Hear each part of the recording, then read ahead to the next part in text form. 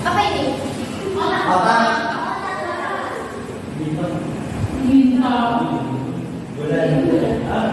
Yang disebut sistem saraf. Nah, di sini contohnya apa nih? Dia gambar pertama. Itu gambarnya kena api. Nah, jadi anak itu kesulitan. Terus yang kedua, gambar kedua. Ya, itu sebenarnya anak yang memiliki ide. Nah, terus yang ketiga, dan musik. Nah, itu disebutkan sistem saraf untuk membantu kita setiap hari menghubungkan reaksi tubuh dengan apa yang kita lihat dan dengar. Nah, di sini bisa dilihat sistem saraf itu ada terbagi dua. Jadi sistem saraf pusat, terus sistem saraf lebih. Nah, fungsi utama mengontrol dan mengorganisasikan seluruh aktivitas tubuh. Nah, yang pertama itu otak, sulur tulang belakang, terus ada perannya dan juga aktivitasnya. Bisa sebutkan atau apa? Sebutkan Haris tentang aktivitasnya. Mengingat berpikir, melaksanakan paham.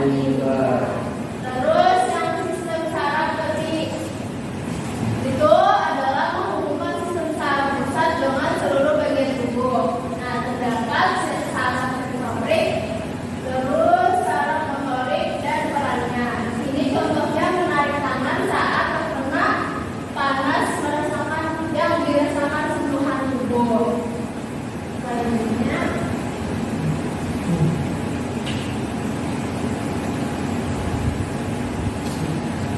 nah, ini ada dua bagian tadi. Yang tadi ada saraf pusat, terus yang keduanya saraf kiri. SSP.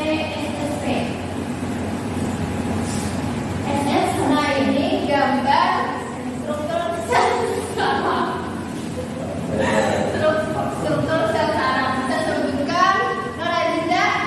Yang pertama ada dendrit. Terus badan sel, terus radial, terus asal, terus nukleus,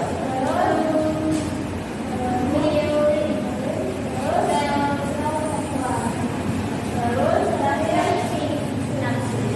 Oke, baik, terima kasih aja. Beri tepuk tangannya dulu. Selanjutnya, nah, sini ada jenis sel saraf. Jadi yang pertama sensorik, sel saraf yang membantu kita merasakan panas. Yang kedua motorik, sel saraf yang membantu kita bergerak dengan cepat. Yang ketiga kita neuron, sel saraf yang menghubungkan neuron ke otak.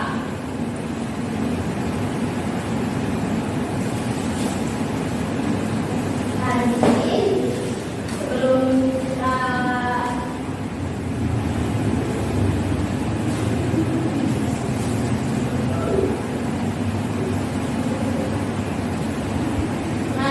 agar memahami pembelajaran hari ini dan lebih baik kita menonton terlebih dahulu materi pembelajaran kita. Ini contohnya ya. Kali ini kita akan membahas sesuatu yang spesial. Sebelumnya juga memutuskan bahwa video tersebut ini akan didedikasikan untuk menjelaskan apa itu sel saraf atau neuron. Kita semua tahu bahwa sel saraf merupakan sel dalam rangkaian impuls listrik di tubuh kita. Otak kita terdiri dari sekitar 86 miliar sel saraf yang bekerja sama dalam menerima maupun mengantarkan impuls antara otak dan seluruh bagian tubuh lainnya. Tapi sebenarnya bagaimana sih cara kerjanya?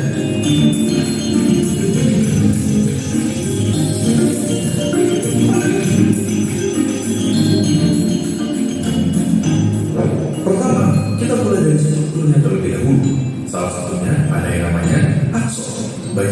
ini bertanggung jawab dalam transmisi impuls listrik dari satu sel syaraf ke sel syaraf berikutnya yang akan menuju ke target akhir yaitu organ ataupun otot. Setelah itu, kita juga punya dendrit. Dendrit adalah struktur yang bertanggung jawab dalam menerima impuls dari sel syaraf lainnya dari organ maupun otot ataupun dari otak. Impuls listrik ini akan bergerak dari dendrit melalui badan sel, yaitu struktur lain di sel syaraf yang berisi nukleus, suatu organel yang berisi material genetik dan membantu pertumbuhan dan perkembangan dari si sel syaraf. Selain itu, ada sel syaraf yang memiliki struktur bernama selubung mielin yang membantu dalam kecepatan konduksi impuls listrik yang melewati sel syaraf. Tahu nggak, konduksi listrik di badan kita bisa mencapai 120 meter per detik di sel syaraf yang mempunyai selubung mielin. Oke, kita sudah mendapatkan gambaran dari struktur sel syaraf. Tetapi, bagaimana dengan transmisi impulsnya? Bagaimana caranya otak kita menyuruh jempol kita misalnya untuk bergerak? Di awal, melalui suatu mekanisme yang kompleks, otak kita membentuk sesuatu yang bernama potensial aksi dan meneruskannya sepanjang syaraf yang bertanggung jawab untuk menggerakkan jempol. Di dalam syaraf ada beberapa kabel, dan di dalam kabel-kabel ini terdapat sel syaraf. Di antara sel syaraf ke sel syaraf berikutnya ada celah yang bernama sinaps. Jadi, potensial aksi yang merupakan si listrik akan diterima oleh dendrit di sel syaraf pertama, diteruskan melalui tubuhnya dan mencapai akson. Di beberapa neuron atau sel syaraf pertama, ada sesuatu yang bernama neurotransmitters, suatu zat kimia yang berperan dalam produksi listrik dari satu sel syaraf ke sel syaraf berikutnya. Neurotransmitter akan dilepaskan ke sinaps dan menghasilkan suatu potensial aksi di sel syaraf kedua. Di sini, listrik tersebut akan dioper dari satu sel syaraf ke sel syaraf berikutnya, sampai akhirnya sel syaraf terakhir menyampaikan si listrik ke otak yang bertanggung jawab dalam menggerakkan si jempol. Alhasil, jempol kita pun berhasil digerakkan. Melalui berbagai proses ini, lahirlah nama neuron dengan harapan kami dapat menerima informasi, mengolah informasi, dan menyampaikannya kepada kalian semua dengan tujuan edukasi. Kami ingin mengucapkan terima kasih kepada semua dari kalian yang senantiasa mendukung kami selama ini, dan kami juga mengucapkan selamat datang kepada kalian yang baru hadir di dalam perjalanan panjang. Jadi, apakah kalian sudah menunjukkan kalian menjadi komposis kalian? Oke, dari video tadi, apa yang dapat bisa kalian tanggapi?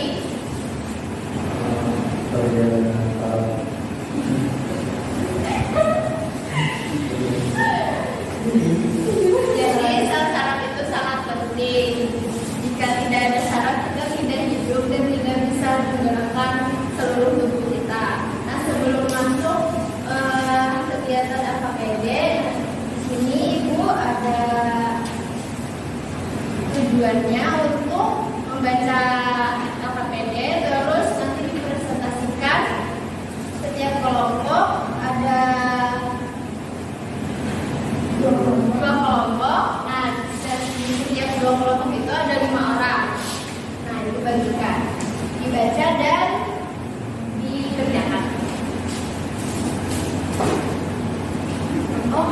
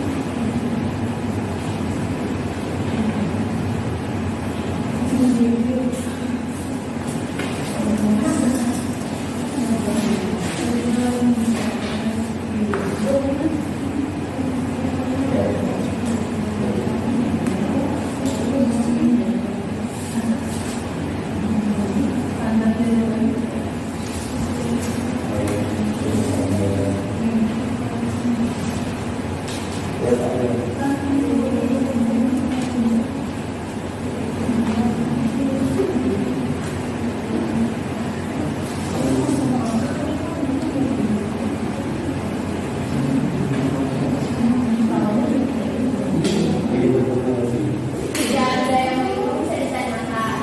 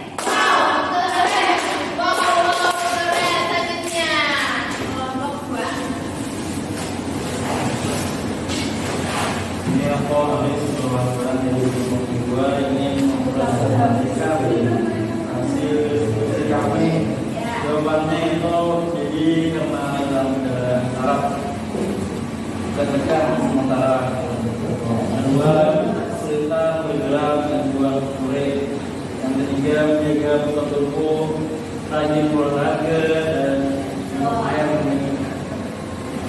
Yang keempat pengendalian gerakan, yang terakhir itu